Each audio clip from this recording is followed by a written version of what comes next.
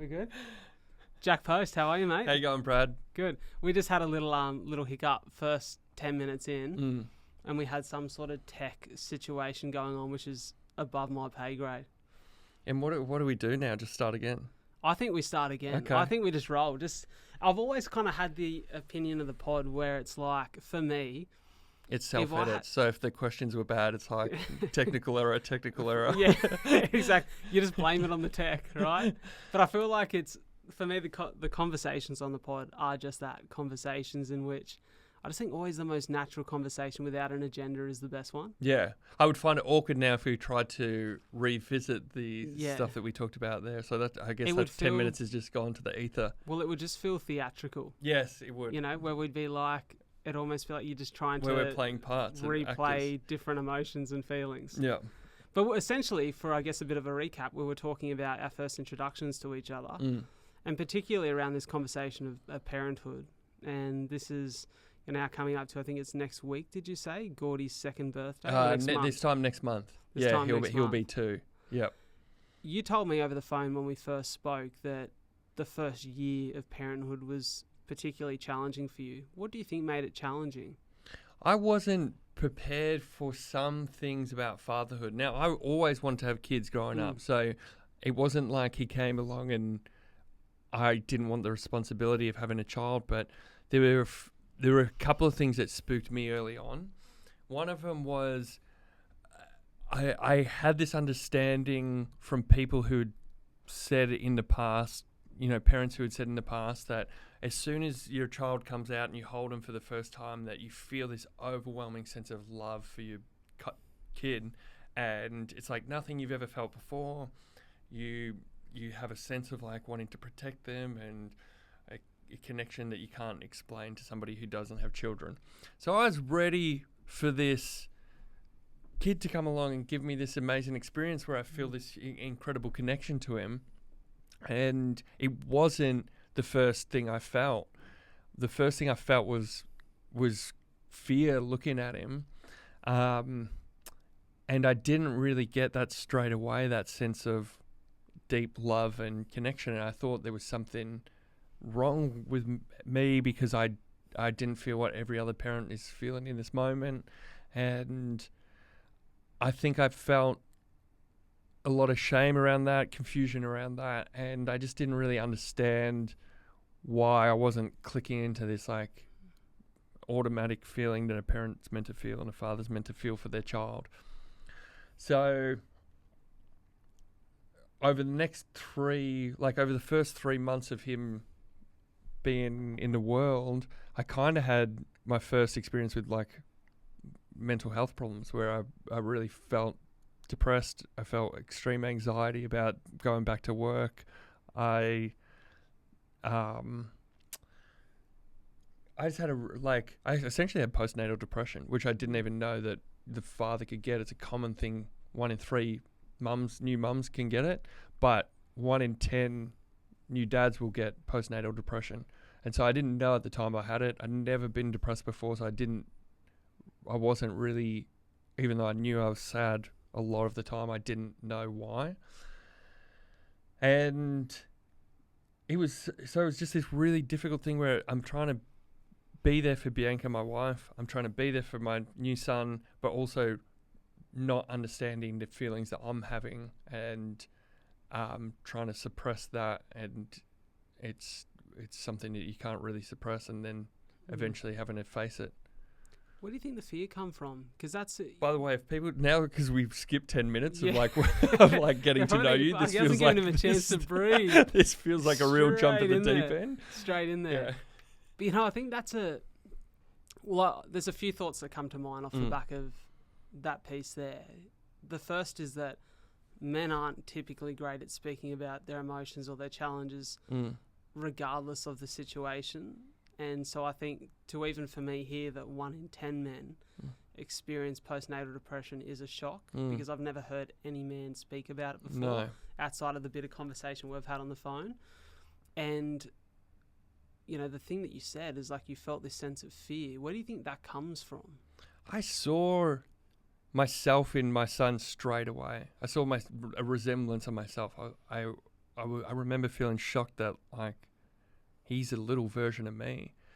And then I don't know, I guess this fear came from like he's gonna, I don't know, I guess there was like something deep in me that's like unresolved from my own childhood, where I saw him and he looked like me, and I got scared for the things that he will experience and go through, and that I might not be able to give him the support and parenting that he needs, which I hadn't thought about. Like during the whole pregnancy with Bianca, I felt like a super husband. Like I was making sure that I do everything I can. I was reading the books about parenting. I was making sure we get to all our appointments. I was going to all the doctor's appointments. But I don't know, something hit me really strongly that I wasn't ready for the moment that he was born. And, you know, in that first 24 hours where they're crying a lot, I was like, I remember thinking the thought multiple times, like, this is a mistake. We've made a mistake. We weren't meant to do this. I shouldn't be a dad. Yeah. Dude, I'm so aware of people just coming right in the deep end of this pod. Sorry to start right here. Man, I really appreciate your vulnerability because one thing, so just to go back on something we talked about before, but it got edited out. Why I was drawn to your story so much when I heard you for the first time speak on Dylan Buckley's podcast was because you obviously had this family who's open with their emotions, open with talking and supporting each other.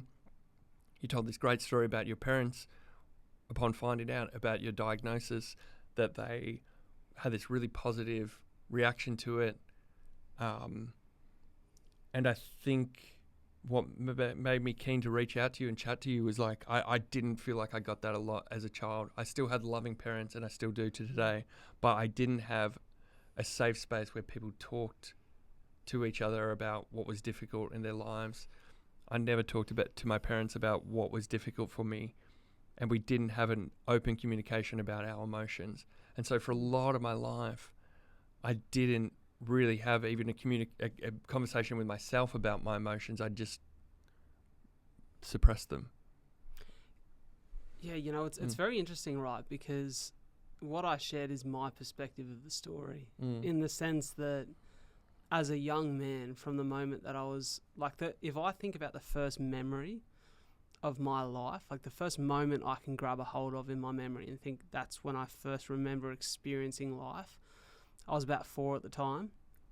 And I remember at that point in my life, it wasn't super conscious to me that I had cystic fibrosis.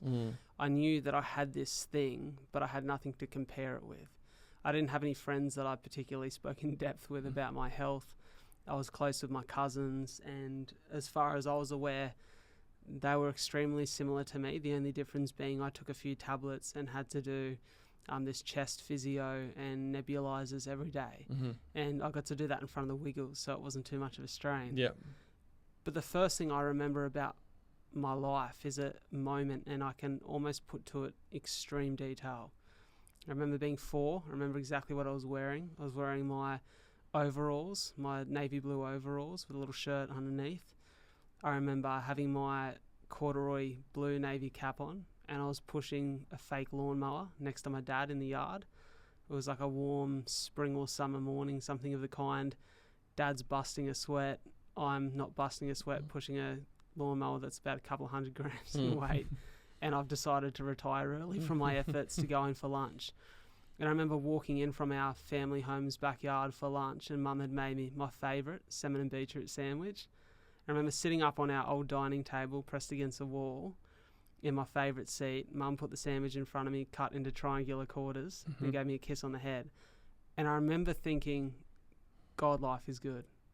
And however that comes to mind in sense of, you know, words or feeling or thought, emotion at the time, is more just, I'm loved, I'm happy, and life is very good. But little did I know, that's just how I'm experiencing life. Yeah. Because if you speak to my parents in depth, they had this forged positivity off the back of my diagnosis. But ultimately, their feelings in which I'm not experiencing in the first 2 years of my life is they're ducks. They're calm on the surface in the way that they present themselves to me. Yeah. But their legs are kicking for life underwater. And I think in many regards, that's the experience of a lot of new parents. Yeah. And so the child doesn't particularly become conscious of what they're seeing or maybe not hearing or feeling or what could be going on until they're much older. Like for me now, I look back and being what I'd like to think is a young man who has had some life experience and is starting to think about a family with Soph myself, I really think about their experience. Yeah. But Gordy will never really think about what you experienced in the early stages until he's a man himself looking to do that. Yeah. And I can tell you, like, being a parent, that is your worst fear, that there's something wrong with them. And especially like, I don't know how much your parents knew about cystic fibrosis when... Very little. Yeah. How would you know so much about it? So you hear something is threatening your child, and I can't think of anything worse. And for what I went through in the last, for the last 6 months, I've been really good. But that first 18 months of Gordy's life, I was having a really tough time. And I think I see it now as somewhat of a gift because I did a lot of work. I still see a therapist, and I did a lot of work to make sure that what I feel is not going to be passed along to him. I want him to feel exactly how you did as that kid who's sitting in front of his yummy salmon and beetroot sandwiches, cutting the triangles. Sounds so horrid, but it's good, let me tell you. The ones that every kid wants. That's exactly how I want him to feel. I want him to feel like he has this, because he does. I want him to know that he has a family who loves him and supports him and will be there for him and will love him no matter what happens or what choices he makes in life. So I would say that the muscle that tends to grow for parents in the first couple years is the empathy muscle, because now you really, and the care muscle, because now it's like you really have to care about something that's bigger than yourself. Mm-hmm. And isn't it interesting that we often don't hold ourselves in high enough regard to really think about what we're missing personally, but the minute that someone else comes into the fold, be it a partner or a child, everything that becomes difficult or was difficult about our life or is unresolved tends to come to the surface because we care so much about them. Totally. It was for me, it's not like I never had issues. I was just easily able to go about my day without connecting with them. There was no reason for me to connect with any trauma or any discomfort in my feelings. I could get through my day without having to face it. Then this kid comes along and he forces you, whether you like it or not, to engage with those parts of you, a younger version of yourself, somebody whose heart has opened up a bit more to empathy. And I think you're right. He was the catalyst. It wasn't him that caused the pain for me, but he was the catalyst of going like, hey, you got this inside of you, and sort of shaking you to make sure that you're aware of it. Which I think, if anything, speaks to how selfless you are as a human. Because I look at, and obviously I only see the surface level stuff, but we sat down at coffee this morning, and the minute that I mentioned your son, you done that proud parent thing, which I love because I'm so excited about that next step for us. That, I want to see photos of the kids. You got the photo out. And he's got, the rock and sunnies on. Yeah. He's got a great crop of hair. Yeah. And I think, to me, it says that, if you're encouraged enough by the birth of a child, someone that you're going to love more and have this connection with, like it's a part of you and a part of your wife. And we spoke about how that changes and almost just even levels up the love that you have for your partner when you've experienced that together. To me, that's an incredibly selfless thing to now go, life is bigger than me, and I want to do everything I can to be the best version of myself for that child. I just think that speaks to something special inside of you, and I think that you'd encourage any parent to connect with how can they be the best version of themselves so that their children experience that. Yeah. But I'm lucky that I had a lot of support around me, because I was so confused when I was going through this stage of the postnatal depression and having these kind of sessions of like I was crying uncontrollably on the bedroom floor, and like I didn't know where it was coming from. I was just like, this is not me. I don't know what this is. If I didn't have the support of people like Bianca, my mum was actually really helpful as well, and then Christian O'Connell, who I do the radio show with at Gold in Melbourne, has had he's battled his own demons in the past. He wrote a great book about it, his autobiography. If I didn't have people like that around me who were supporting me and helping me through it, I don't know where I'd be, because I could easily see in those moments where you really feel like you're at the depths of it, where I understood why parents walk away from their children. I understood why people leave their marriages. I understood why people do turn to drugs or alcohol. Like, you're just so desperate to not feel this pain anymore, and you think that removing yourself from the family is the best thing for everybody else. I totally understand those feelings. So I can see why I don't judge people for making those decisions, because I understand how close and how easily they can be made.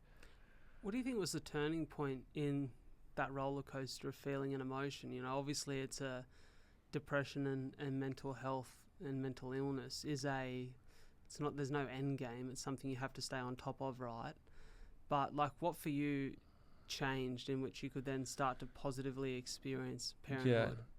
Definitely starting to see a therapist has been one of the most valuable things I've ever done in my life. And I was totally wrong about what I thought it was. I thought when I was going through this and I was like, all right, I need to see somebody, I thought it was like 1 or 2 sessions, I'll go and see her and then I'll be fixed. I was like, yep, shouldn't be much more than that. And she's still somebody I see to today, 2 years later almost. Can I ask, sorry, just to interject, what's been particularly helpful about the therapist? Has it been the different perspective that she can share, or just the load of letting something off? It's been able to access those emotions in you again. It's because you just like, maybe this isn't your experience because you had an open and loving family, and I don't want to make it sound like my parents didn't love me. They did, but because we didn't talk about our emotions, it means that I had no, I wasn't able to engage with my own feelings.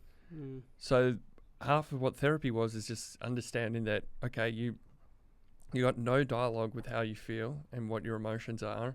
Slowly over weeks and weeks, you get better, like going to the gym, I guess, like build muscles for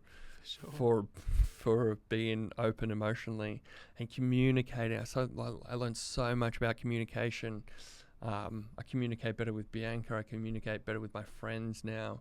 I'm not afraid to have difficult conversations, where a conversation like this, previously I would have shied away from having, because I don't want to see anybody's emotions. I certainly don't want to let mine out. I don't want to react to yours. I don't want to be in a situation where we have to talk about it, because it's comfortable to be on the outside of it and to not engage with it. So I guess over a couple of years of therapy, what you learn to do is feel safe even in uncomfortable situations, which is talking about your feelings. Have you watched Boy Swallows Universe? We on the episode 1 we just started it last week. Did you see the clip that I shared on my socials a week or so ago? No, I don't think so. I won't spoil too much for you, but there's an incredible scene, and the little boy. He's incredible. I always got to say unbelievable, but it's not unbelievable because I experienced it. He's so special and talented. Yeah.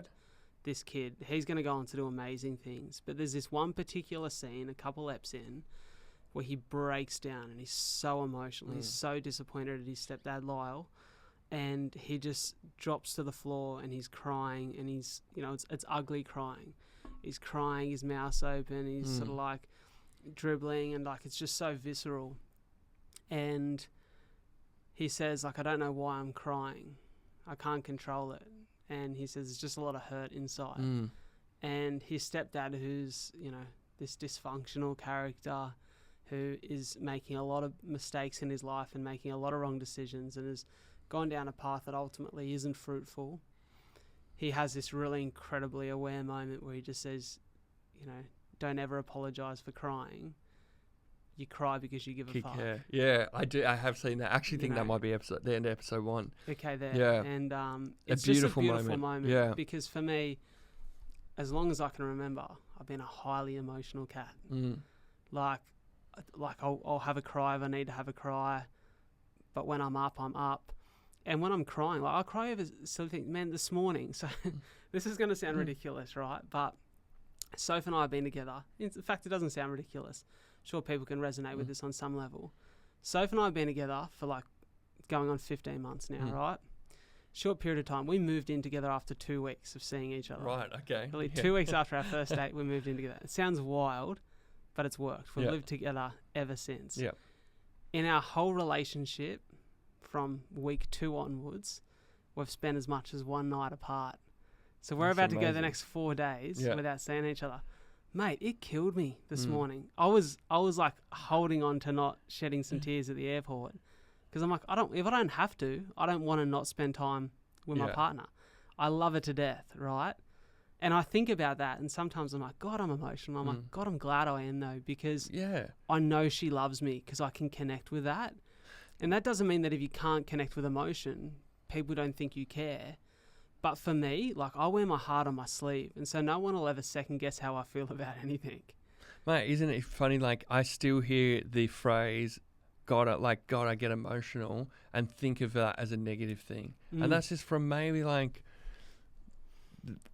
even a generational difference, the 10 years different we've got between us. But like that was how I was brought up. Like if you're overly emotional, it's a bad thing, and you got to try and bring that in and make sure that you're not showing that. But why? Like what is wrong with you showing emotion in that? All that really shows is that you're to your partner that you love her and that you're going to miss her. There's nothing lost by you being emotional in that moment. And that's what I'm trying to learn, and that's what I want to pass on to my son is like we're allowed to cry, we're allowed to be emotional, we're allowed to access those feelings. Well, it's interesting because I look at my old man, and I've got a tattoo on my upper left arm of, it's like, for me, it symbolises my dad, and it's a statue of Hercules from Rome. And my dad was not only jacked and still is more jacked than me. It actually hurts me because I feel like I'll never catch up. Yeah. But he's a very stoic looking figure. But for all of my life, I rarely ever see my dad cry. My dad, without fail, like even, mate, I remember being 16 and my mum's highly emotional. My mum's very similar to me in that sense. But as a young man, you often look to your dad as like this model of the kind of person that you're going to grow up to be. You see yourself in him, or at least I seen myself in my dad. And my dad was like, worked 4 jobs, slept 2 hours a night for a huge portion of his life, played footy, lifted weights, tough bastard, you know? Like, I always used to think, God, I want to be tough like my old man, and I still do. And my dad was highly connected, like never highly connected to us kids, always told us he loved us, always gave us a kiss, always gave us a cuddle, but I never seen my dad cry, really until later in my life. And it's been actually really special for me. I feel like as I've opened up in the last couple of years and done the pod and spoke on stage, and for me, if you get me talking about my family, like it's just the waterworks will come. If I'm talking about them for long enough, like the waterworks will come because of how much they mean to me and how much they've done for me. But it's really special for me now where I feel like I've been able to really tap in with my old man and we can be vulnerable with each other. And that's like a special feeling, and it reminds me all the time that emotion is a part of life, and to express that and to feel that is a special thing, and to not feel that would be to live life not fully. Yeah. And that's my dad. Like, I could never get on that level of vulnerability with him because he comes from a generation of boys who were brought up and like have to protect that at all costs. Don't let yourself get vulnerable. Don't let anybody see the pieces of your feelings or heart. It's amazing that you found that you can unlock something in your dad and have that relationship, and that's the relationship I want to have with my son. It's really special. It reminds me of Jimmy Carr, the comedian. I remember him saying on a podcast once that speak to any comedian or someone who like really expresses their humour, and you'll often find that there's been someone in their life who struggled with their mental health or depression, or struggled to find happiness in their life, or maybe they struggled with it themselves. And I think you're an extremely funny character. How much of your humour do you think was developed out of a way to cope or help other people around you cope? Yeah, probably a lot.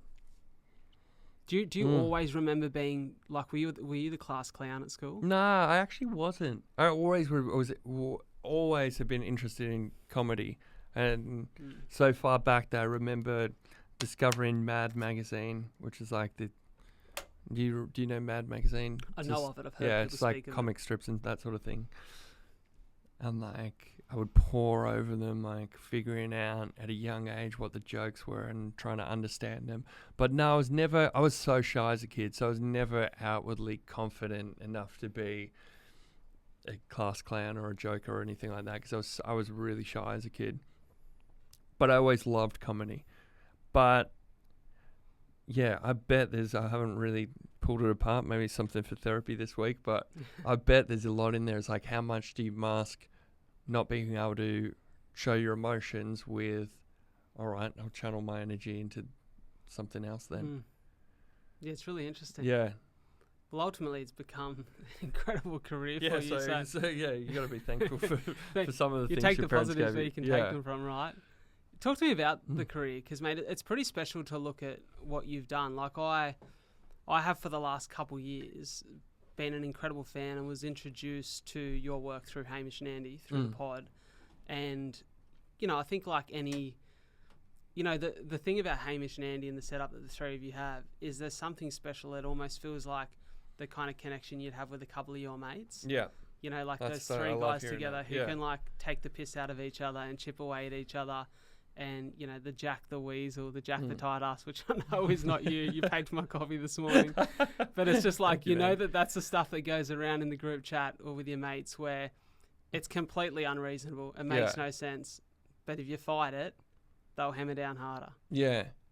No, and actually I think you look for I find myself on the Hamish and Andy podcast and on Christian show as well, like you actually want to lean into those character traits of yourself because it's going to make them laugh. It's going to give them something funny to talk about. In the same way, like my friends, when they're telling a story about something they did wrong or like how they stuffed something up, like they lean into it because they know it's funny for the rest of the group for sure to have a laugh at their expense. And that honestly is the best compliment I can hear about either the radio show or the podcast, is that it feels like you're just sitting around with your mates and chatting and having fun. It doesn't feel forced. It doesn't feel laboured. It feels like we just rock up and turn the microphones on. Well, it's interesting, right? Because you've been able to do this at the highest of levels. Now, I hadn't truly experienced outside of, I think the first time I ever heard you speak deeply and vulnerably was a clip on social media from your radio show with Christian. I'd experienced you through the lens of, because obviously being from Wollongong, like you're not on air, you're not a station that we tune into. And so it was interesting for me to hear that side of your story, but I think you've almost got this experience now where you're at like literally the top of like the number one podcast in the country is Hamish and Andy podcast, and you're at the top of radio here in Melbourne. And so I look at you like at the top of these two fields and I think, well, there's two kinds of people. There's the people who, like me, have the utmost self-belief that they'll find a way to be great at whatever they put their energy and their effort into. And there's the people who don't particularly have too much thought around what direction they want to go in, but it just happens along the way. Little opportunities present and they take them, or they might fall into something and it reveals to them this whole new big life and opportunity. Yeah. What one is it for you? Like, did you see this career clearly? No, I definitely didn't. I've been doing it a long time, but I never thought I was particularly good at it, and I was slow to learn it. What was your trade in? I did when I was going through high school. They offered this program where, even as a 15-year-old, you go into this radio station here in Melbourne called Sin FM, Student Youth Network, and me and my friend did it as a way of just like getting out of class on a Friday afternoon. You're allowed to go and do radio as a extracurricular activity. But even then I didn't know much about radio. Like I didn't listen to a lot of radio growing up. So some people in the industry now are like, oh yeah, I used to listen to these guys, and I always wanted to do it. And that was not it for me. I didn't dream of a life in radio. I didn't have idols in radio when I was a kid, but I kind of just did it for a long time. So I started when I was 15. I was doing it. That's young. All through high school, yeah. And when I say I wasn't good, I wasn't good at it. I still feel a bit flimsy at it now. And then I studied film after high school, but I wasn't really enjoying it. So I finished that course, and I didn't want to work in. They made it film courses in Australia, or at least the one I did. You kind of get to the end of it and they're like, now there's not actually a lot of jobs in film, so you probably find yourself making corporate videos for Skoda. Yeah. So I didn't want to make corporate videos, so I went back to CineFM and then kind of just worked my way up, and I got super lucky because the first proper paid job I had was in Melbourne at night, where you just press the buttons, make sure the shows go to air.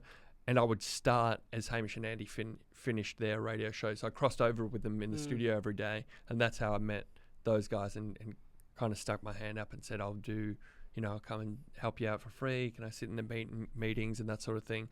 So I kind of got just really lucky that I crossed their path when I did.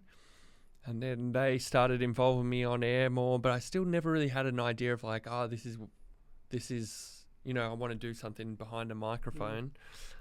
But I loved making things. I loved comedy. So I kind of just kept going. And then I was ready to leave Hamish and Andy and ready to leave radio for good. And in that same month that I was packing up to leave and Hamish and Andy was stopping 5-day-a-week radio, I got a call from Christian O'Connell, who was coming out from the UK to bring his radio show here in Melbourne. And Andy had mentioned my name as someone who could help him on the show.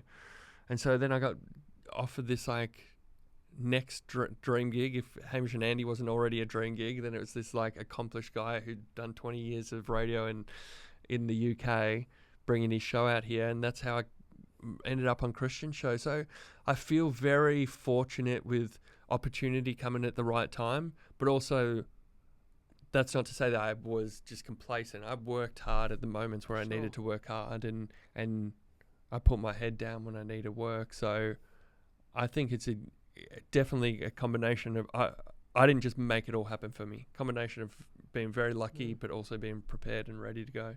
So this is new to me. I didn't realise that you were ready to pack up. Yeah. So and what were you going to do? I don't know. And I remember clearly not being worried in the slightest about it. I'll just be like, yeah, I'll say goodbye to radio and the next thing will come along, or I'll make the next thing happen. Don't know what that is yet, but I was ready to do it. That was the end of 2017. And then by Podcasts May, are really just coming onto the scene then, aren't they?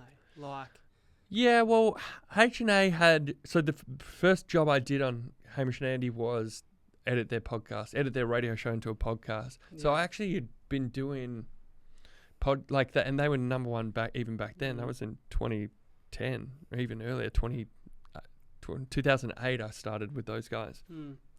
So I was... I knew about podcasting a lot then, and I used to love Ricky Gervais's podcast from his XFM radio show. He's my favourite comedian. Yeah. So I was definitely aware of podcasts, and I knew about it. Even had a podcast for 3 episodes, 2009 maybe.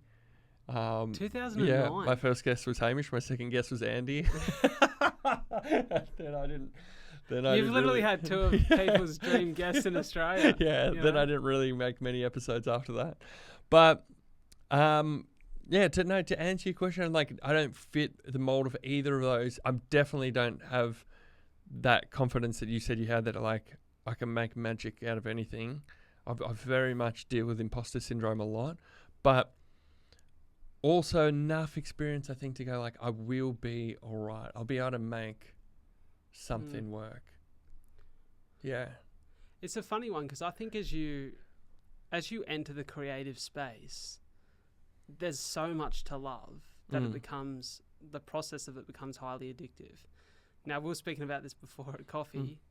you can't not love the process of putting a podcast together because you get to meet amazing people. Like I've in the last, what's the date today? Next week, actually Monday next week, will be the 4-year anniversary of my podcast. Congratulations. Right, so it's like 4 years is a long time to be doing something like this. But then think of almost all every the week. all the conversations you've had. All the conversations, and the crazy thing is, like 95% of those conversations would not have happened had it not been for the vehicle of the podcast. Yeah. So it's not even podcasting in particular that I'm like highly attached to. Podcasting is just the most efficient and enjoyable way to connect with those people and have incredible conversations. And there's something special about this creative space that the more you do that, the more inspired you are to continue being creative and testing different realms. Yeah.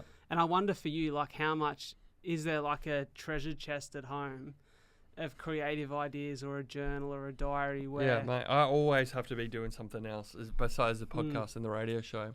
I just find I've got very much a short attention span with it. So I'll do something for a long bit. Like I wrote a stand-up show and performed at the Melbourne Comedy Festival one year, and then by the next year I was like, I've done that already, and started a band with my friend. I did a podcast where I was making music.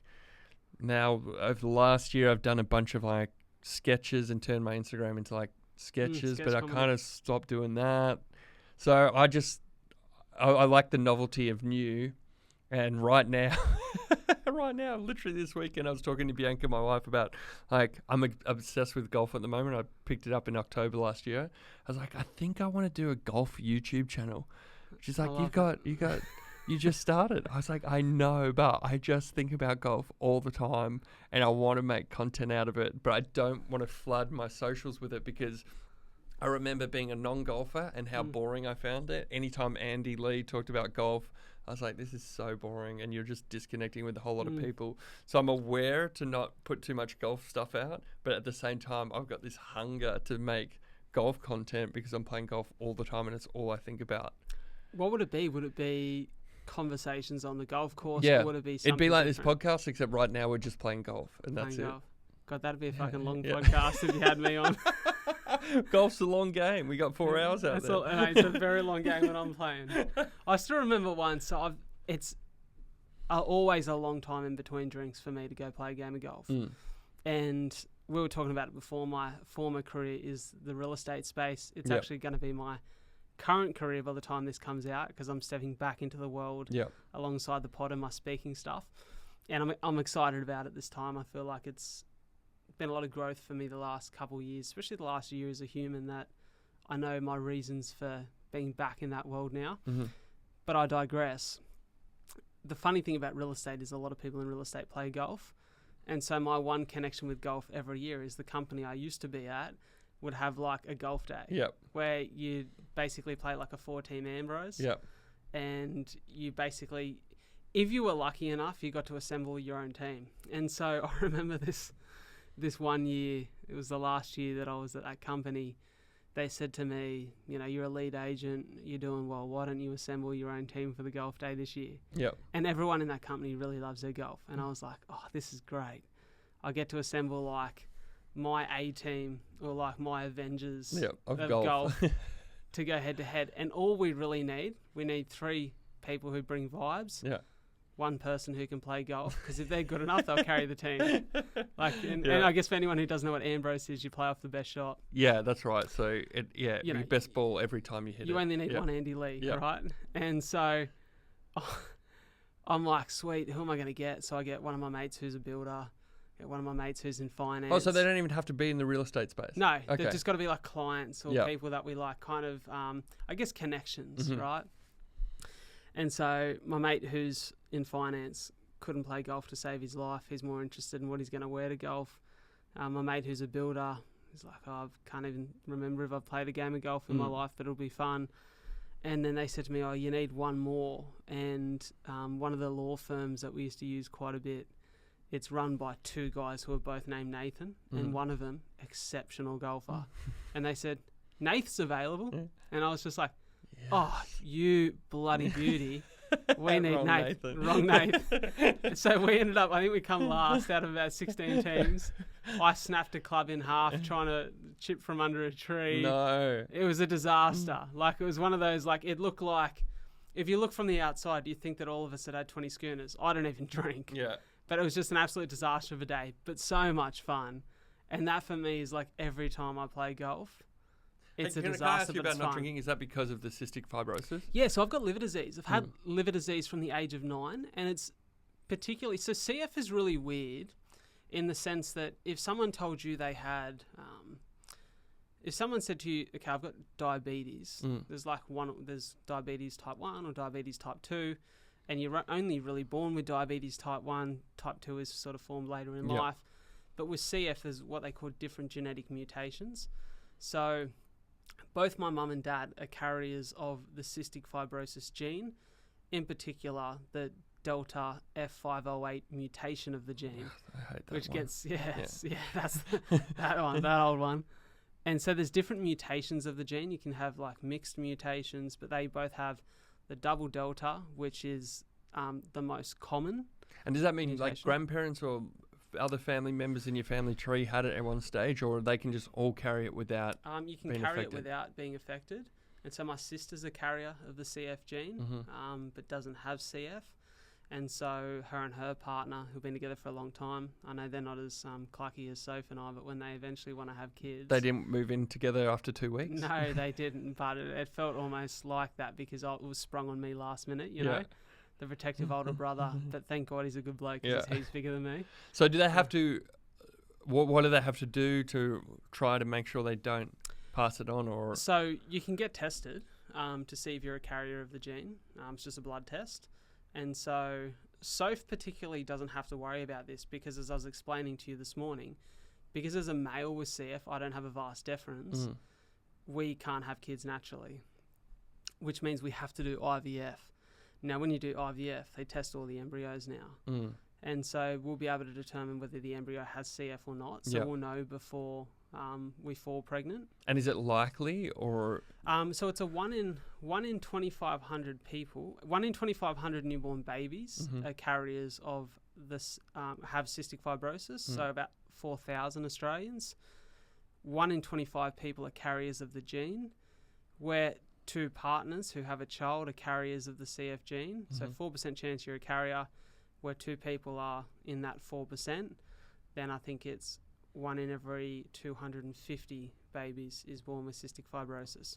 So the chances are quite slim once you wear it down, but I'm one of the lucky 4,000 in Oz. Yeah. And I genuinely believe that. Like it's, whilst CF is this scary thing on the surface, and whilst it's provided me with my fair share of challenges, I see it personally, and I know that, mate, I'm very blessed that my connection now with the cause and with the CF community is I've been able to do a lot of work in the CF community. I just actually created a podcast series or hosted and edited a series for CF Community Care based down here in Victoria, where I spoke to a lot of other people in their 20s with CF.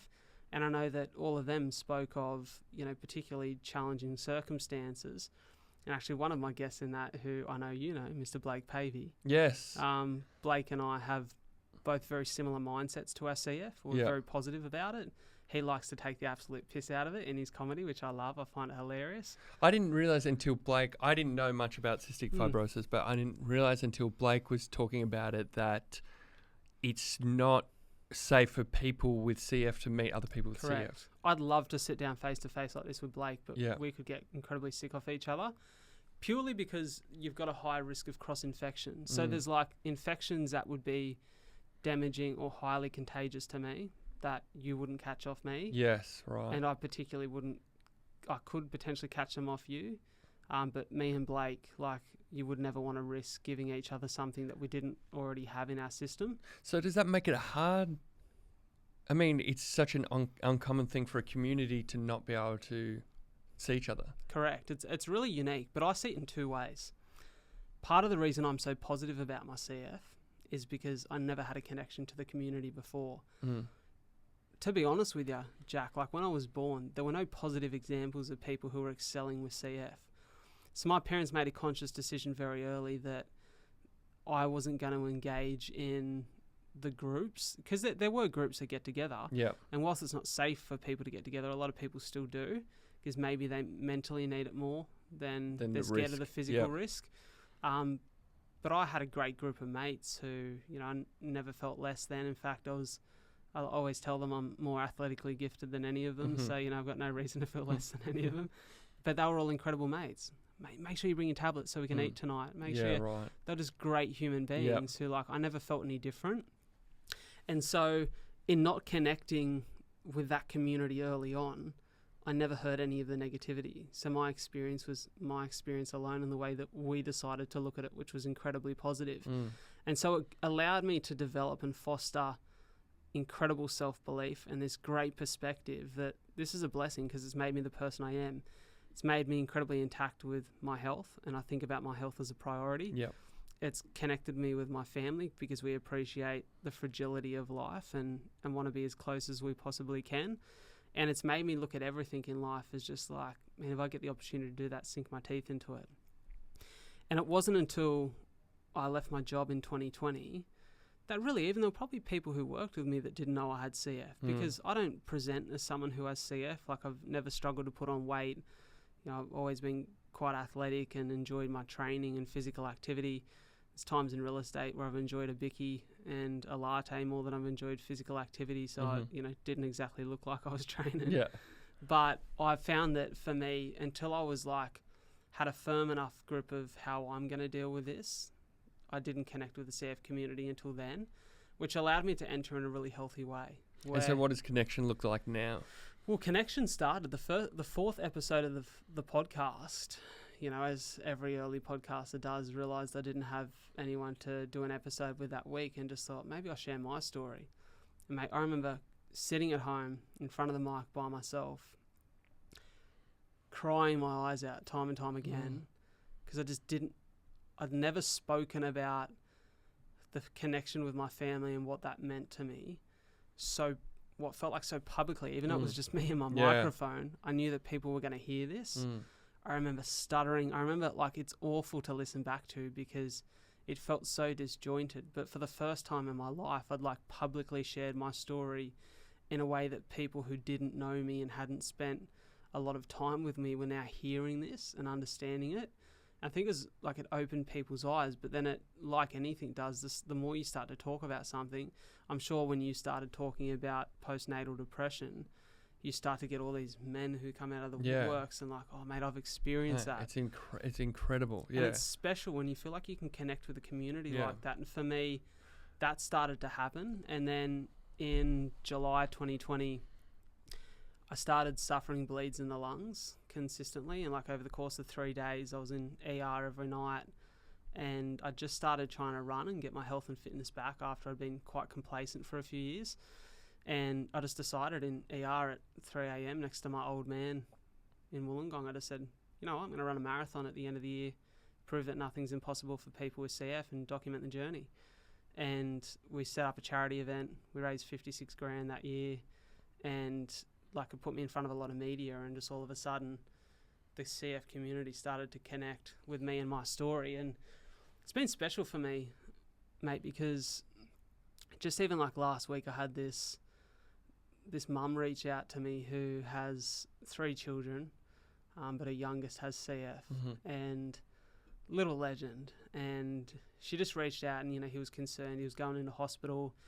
He'd been experiencing, you know, a little bout of like not being well, and had to go in and spend 2 weeks. And he was going to be experiencing some new things in there, like his first ever PICC line, which instead of a cannula is just like a central line that goes into a vein in your bicep and directly up into the top of the heart to pump drugs around your body quicker. It's a more efficient way of getting IV drugs in. And he's just scared about some of these things, as I was at that age, you know, experiencing them for the first time.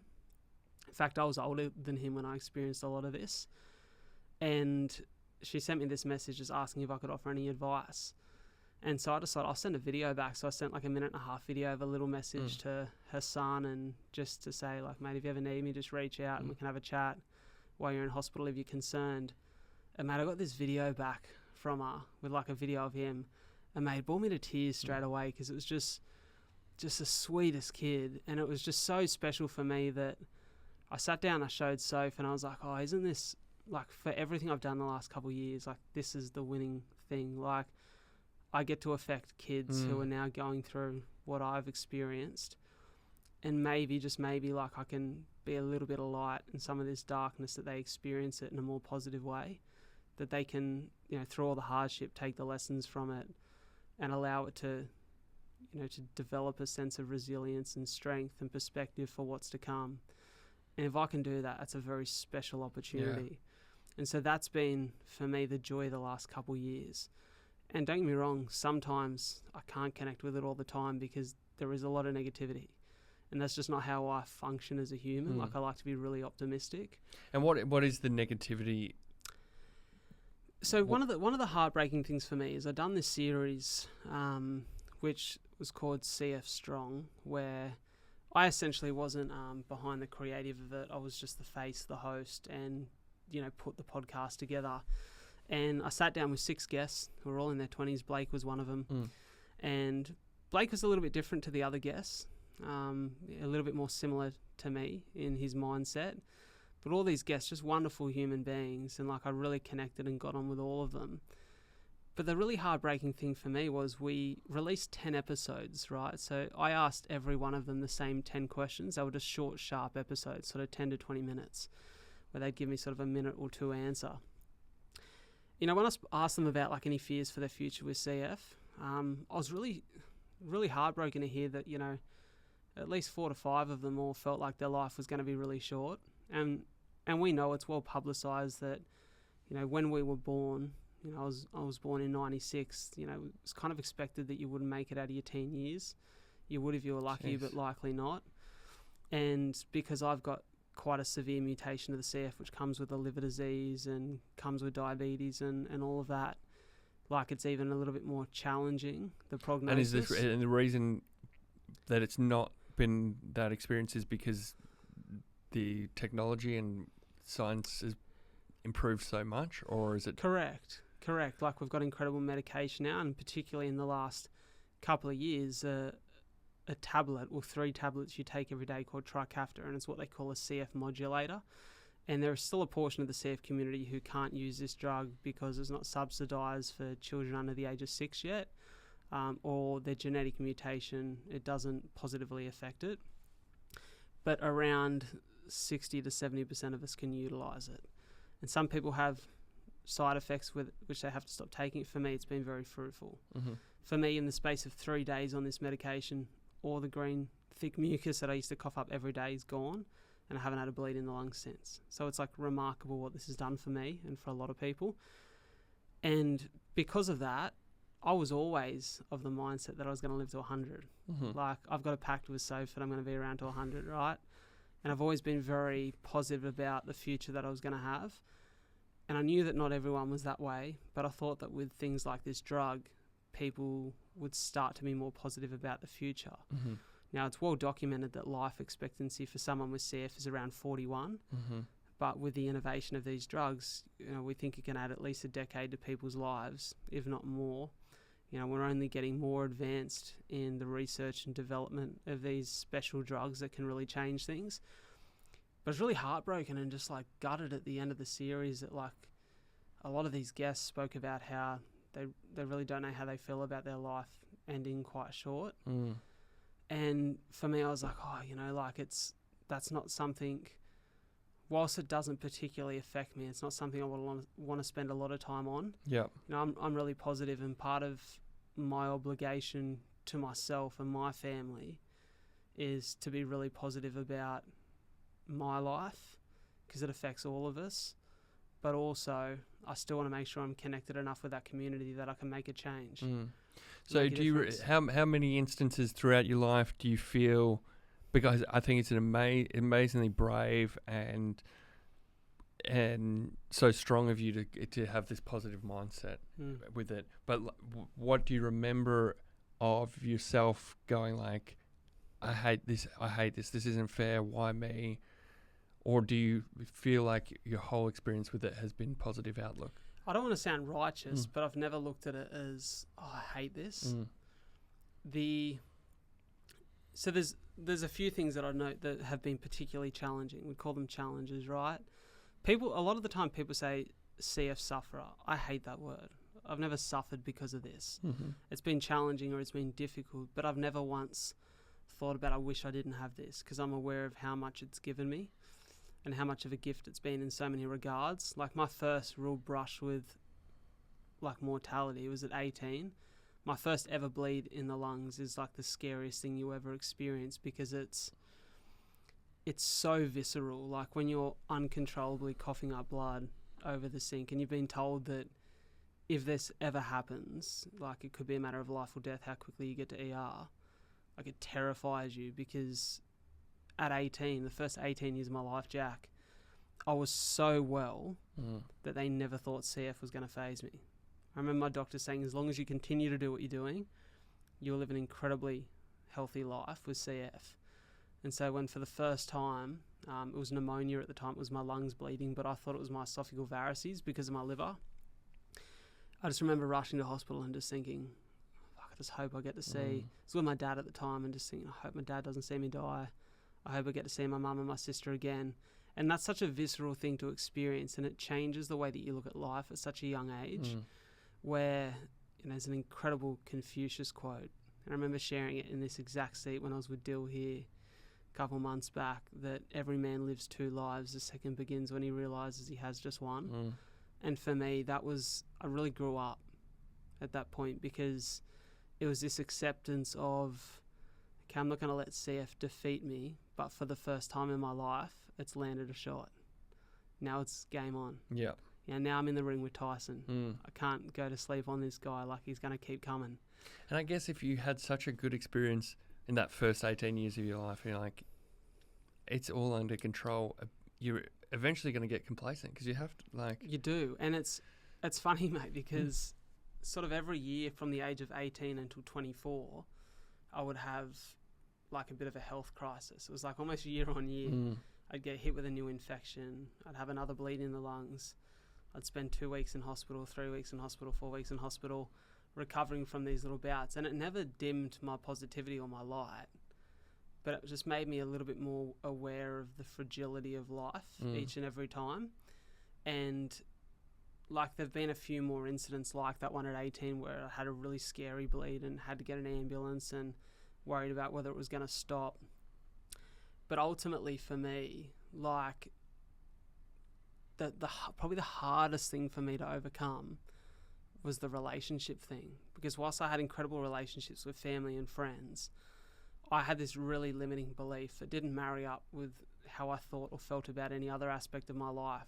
But I remember questioning, how do I get a partner to have the same belief in my future that I do? Like, how do I seriously sit down in front of someone and say, disregard everything you read on Google and believe what I tell you about this thing and how I'm going to fight it? And I remember it was one of my closest mates. So, you talk about guys like like Hamish and Andy or Christian as people that you spend a lot of your time with. Two particularly close mates of mine who come on the podcast every couple of weeks. And their names are Joey and Ty, or we call Ty Foons. It feels weird to call him Ty. And Foons and I often run together, and Joey often joins us now. And it was this one morning during COVID, Foons and I had been for a 5K.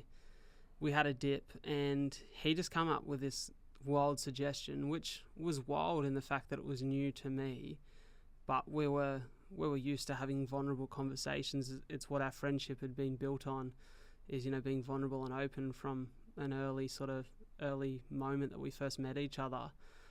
And he just said, why don't we sit down for coffee tomorrow, and I'm going to write down 2 limiting beliefs that I see in you, and you write down 2 limiting beliefs that you see in me, and let's challenge each other to get more out of our lives.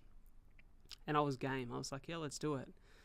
And, I really sat down at home and thought about what can I do to bring some extra value to his life. And he obviously did the same with me, but I think he had some loaded. And we sat down over a coffee, and the first thing that he said was, it's wild to me that you can wear your CF on stage as a badge of honour, and you can inspire people when you sit behind a mic and you tell these stories of the resilience and the positive belief and the perspective that you have because of it. but I can see how much it's holding you back in the idea of being able to embrace a romantic relationship and think about a future with someone. And it's literally like he could have put the paper down and punched me in the face. It just felt like it rocked me, but in such a positive way, where I was like, I've never seen it like that before. I've never seen it as like, it's such a contrast to what I believe about my own future. So who am I to challenge whether someone else would ever believe that too? And it really made me think differently about it. And as someone who's so tight with his family, there's always this little bit of ache in my heart that I'd never been able to really believe in the idea of a future relationship and a family with someone. I had this like weird belief that I knew I wanted to be a dad, and I used to often talk about maybe I'll have to adopt a child and just be like a single dad, and like so I can have a sense of a family. And I went away the end of 2022, a couple months after Foons brought that up to me. And I went to America, I went to LA and New York by myself, and just like going around experiencing life. I remember sitting in New York one morning and just having a coffee, and I had a great run through Central Park, and I'd just been having all these great experiences overseas, but I couldn't help but feel like every time I was experiencing something nice, I could enjoy it by myself, and I didn't feel lonely or alone, but I particularly felt this like yearning to experience it with someone else. And I remember sitting there one morning and saying, I'm really going to make a commitment to myself and a promise to myself that the next opportunity I get where I meet someone who I know shares my values and morals for life, because I'd met people in the past, but I never felt like I really connected on values or morals with someone, never felt I connected on like a vision of a future that we wanted to have. If I truly experience what people say to be love, I'm going to embrace it, and I'm not going to stop myself from enjoying it. And I got home from the US, and 3 nights later, I sent a picture of Soph. Amazing. So it's like, for me, that was the hardest thing to overcome in my CF. That's the one thing that, and so, I heard a lot of these incredible humans I got to speak with on this podcast share that exact same limiting belief. And so I feel very privileged now, and it's part of the reason I talk about Soph a lot, is because I think that in modern society, people don't believe in this notion of true love anymore. And maybe I started to question it, but let me tell you, I've got it at home. And so that's why, mate, I'm not ashamed of telling people how much I love my partner. And I'll speak about her until the cows come home, because it's very special when you experience it. In fact, for me, it's amplified all of the little things in life, that they now have more meaning. Like, one of the things I love more than anything is when we flick the jug on to have a cuppa of peppermint tea, and we get in the bed and we watch, at the moment we're watching Bosch on Prime, and we sit in bed, and just that simple thing of like sitting in bed for an hour every night on the laptop, watching a show we love, enjoying a cuppa, mate, just not much comes close to it, because it's like I just get to do it with her. I'm so happy for you, mate. And also, what a gift your friend gave you. That's a pretty unique thing for guys in their early 20s to turn to another mate and say, hey, let's write up some limiting beliefs about one another. It's pretty special, mate. And that's, to be honest, the one thing I can't ever complain about is I've never not had incredible people around me. In fact, it's one of the things that makes me incredibly rich in life, is I just have this wealth within my connections where I just have such amazing mates, like incredible mates. And we're all weirdly from such different backgrounds and different experiences, which is so fruitful in the sense that we get to share and help each other. Like Foons and I, like our backgrounds and who we are as human beings, not so much now, but like if you look at he's a couple years older than me, first 24 years of both our lives, so wildly different. Yeah. But like, and even when we met, if someone had said to me like, this person who's experiencing this right now is going to become like your closest friend, I would have gone, really? But just like firecracker friendship. But doesn't it show you the power of vulnerability and how it's a bridge? We want to connect like that. It's a bridge. It's so powerful. Speaking of love, I have absolutely loved hearing about your love story, and I found it so special. In fact, I love it. without shame, love a rom-com. Yeah. Your story with Bianca is the script of a rom-com. It does actually have a bit of a rom-com feel to it. Share with the audience. We go back to New York in this story. Yes. So I was doing Hamish and Andy's Gap Year TV show. The first gap year they ever did was in New York, and we spent 6 months over there. Completely ineffective way to make a TV show, and by the end of gap year we were taking 3 weeks to make it. But Channel 9 gave them all this money. We moved over to New York, and I properly set up there like, all right, I'll live in New York now for at least this half of the year. One night, they did this prank on me on the show where I had to sit outside the studio and guard a car, and they kept crossing back to me and asking, like, are you keeping the car safe? And I forget the technical details of how they did it, but they made me think in my ear I could hear the show going on. They played some fake audio down there to make it sound like the show had wrapped up when really the show was still going on. And what they did was hire 2 actors to come and steal the vehicle from me. Yeah. And I should have known they were actors. Like, it was a guy with a skateboard under his arm with a cap backwards. Like... You know, a 50-year-old man's idea of what a hooligan might look like. But sure enough, like, they start trying to steal the car, and I'm trying to like wrestle them off, and then during the wrestling, Hamish and Andy are coming back in my ear. They're like, Jack, stop, it's a joke. Anyway, so they did this prank on me, and then in the green room after that, I was like a minor celebrity of the night because I'd had this prank just pulled on me. And I met Bianca in the green room. A friend of hers worked on the show. Because we had like half Australian staff and then people that we hired from New York. And she lived in New York. And she'd come with her friend, and he was her work friend, but I thought that was her boyfriend. So when I was talking to her, I wasn't like trying to hit her on or anything because I thought she was with another guy. But then during the night, that guy went home and Bianca was still there. I was like, hey, no, hang on a second, that's not the boyfriend. I'm on a winner here. Yeah.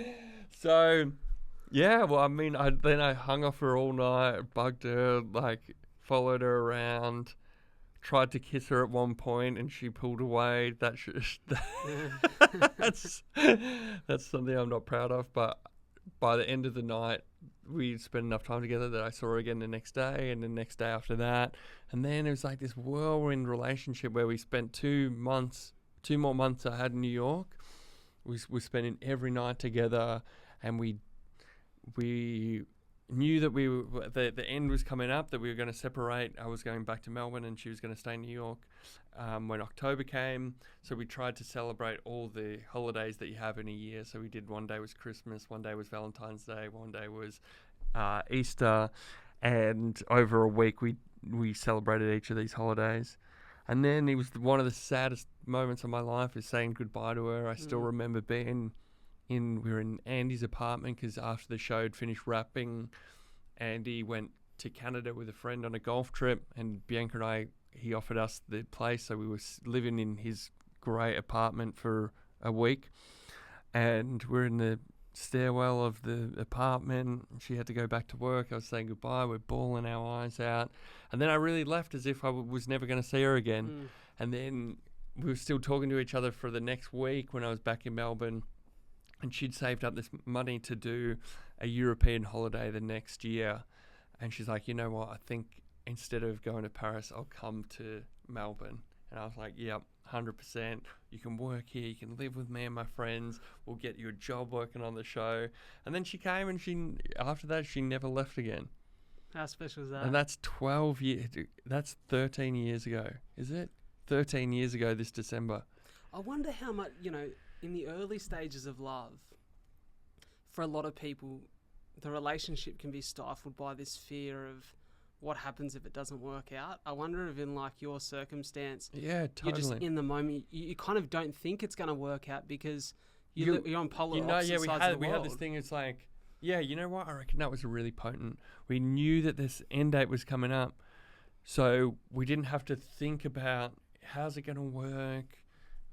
Are you the right long-term partner for me? We could just go, full honeymoon mode and go, all right, we know this is going to end. Let's enjoy every moment we have together until we're no longer together. I really think that did a lot in the way of building a really honest, like, foundational relationship between us where we didn't have to think long term.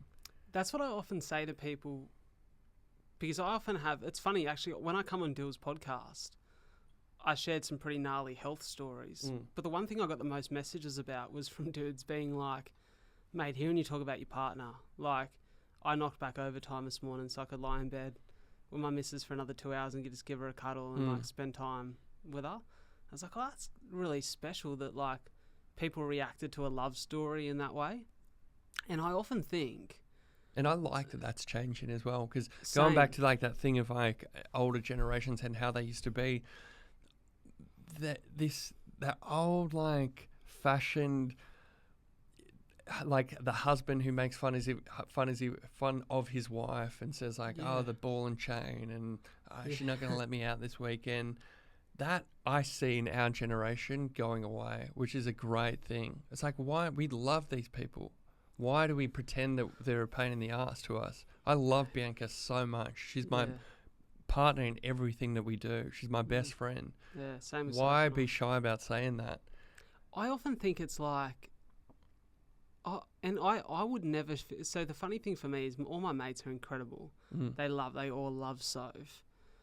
But I could never feel ashamed of like loving her or speaking openly about it, because it's just like, if you're not up with it, too bad, so sad. Like that's what I care about. That's my priority. And I think the special thing about does it make you weaker, or does it to love your partner? I don't know where that came from originally. I think it makes you stronger. It's such a powerful purpose. And I love, Love Actually.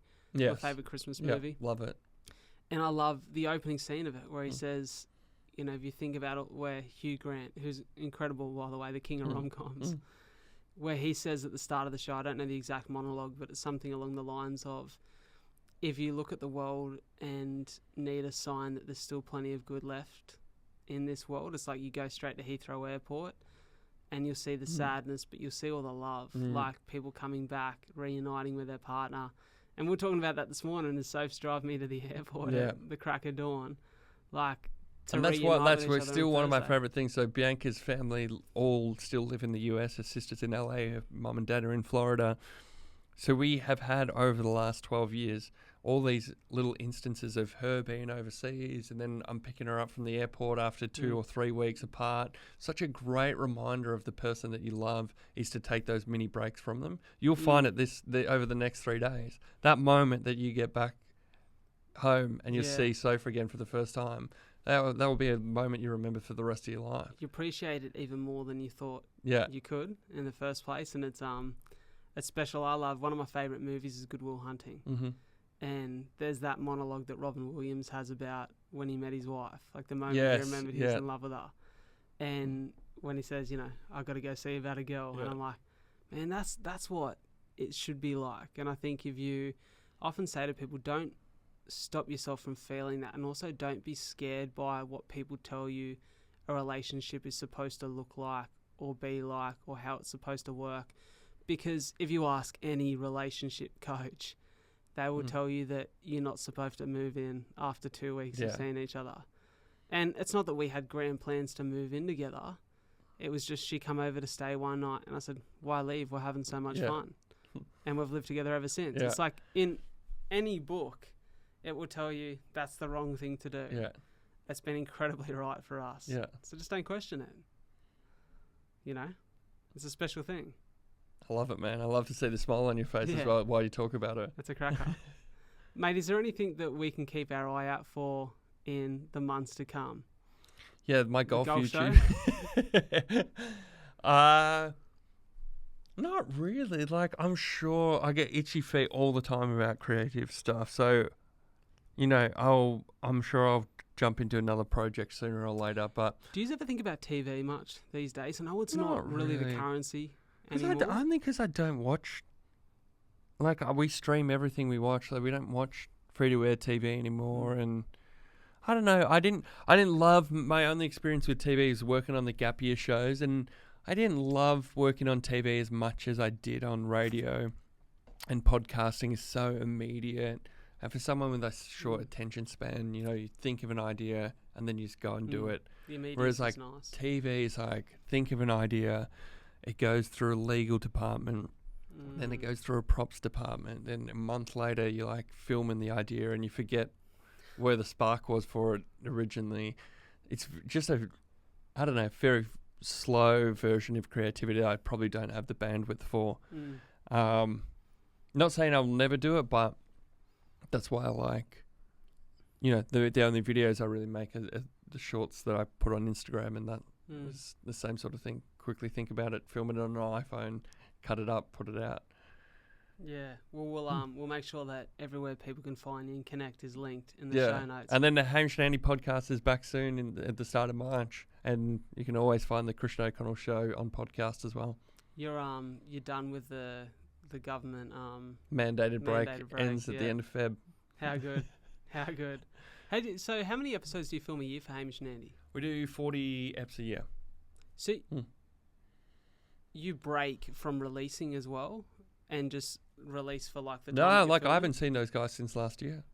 Oh wow. Yeah, we break. I played golf with Hamish in December. Haven't seen Andy since probably the last pod. I don't think. Wow. Yeah. How good. Yeah. Oh, that'll be nice to get back in the studio. Yeah, no, can't wait. Can't wait to see him again. Too good. Well, thanks so much for your time, brother. I really appreciate it. Brad, thanks for having me. See you later.